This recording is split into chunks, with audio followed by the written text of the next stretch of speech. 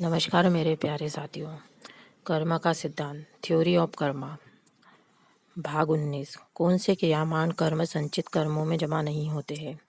निम्नलिखित कर्म संचित कर्म में जमा नहीं होते हैं: अबोध अवस्था में किए गए कर्म, बेसुध अवस्था में किए गए कर्म, मनुष्योत्तर योनि में किए गए कर्म, कर्तापन के अभिमान रहित किए गए कर्म, समष्टि के कल्याण के लिए किए गए कर्म, निष्काम कर्म। कार मेरे प्यारे साथियों, कर्म का सिद्धांत, थ्योरी ऑफ कर्मा, लेखक हीराभाई ठक्कर, भाग 20। अबुद्ध और बेसुध अवस्था में किए गए कर्म। बाल्य अवस्था में किए गए कर्म और बेसुध अवस्था में अर्थात पागलपन में, शराब अथवा अन्य नशीले पदार्थों के नशे में किए गए कर्म में राग द्वेष की प्रेरणा नहीं होती है। इसलिए राग द्वेष से प्रेरित हुए बिना जो कर्म किए जाते हैं वे संचित कर्मों में जमा नहीं होते हैं। केवल बालक अग्नि में हाथ डालेगा तो जल जाएगा और कर्म तत्काल फल देगा, किंतु वही कर्म संचित कर्मों में जमा होकर दोबारा फल नहीं देता है।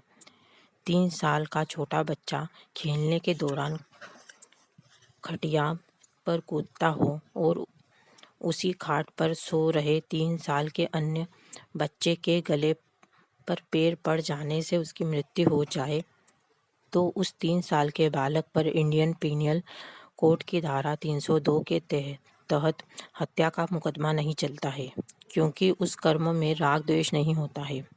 इस तरह वह कर्म संचित कर्मों में भी जमा नहीं होता है। बालक ने बिक्री दस्तावेज जैसा कुछ किया हो तो तत्काल उसे भी मान्य नहीं करती है। माफी चाहती हूँ। बालक ने बिक्री दस्तावेज जैसा कुछ किया हो तो अदालत उसे भी मान्य नहीं करती है।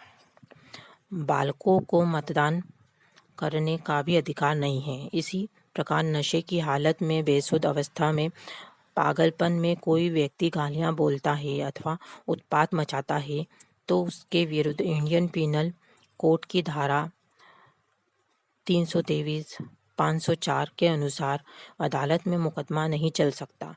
ज़्यादा से ज़्यादा लोग इकट्ठे होकर उसके साथ मारपीट कर सकते हैं और इस तरह उसे अपने कर्म का तत्काल फल मिल जाएगा या उसे दया करके रिहा कर देंगे, किंतु ऐसे व्यक्ति के कर्म में राग द्वेष नहीं होने के कारण वह कर्म संचित कर्मों में जमा नहीं होता है।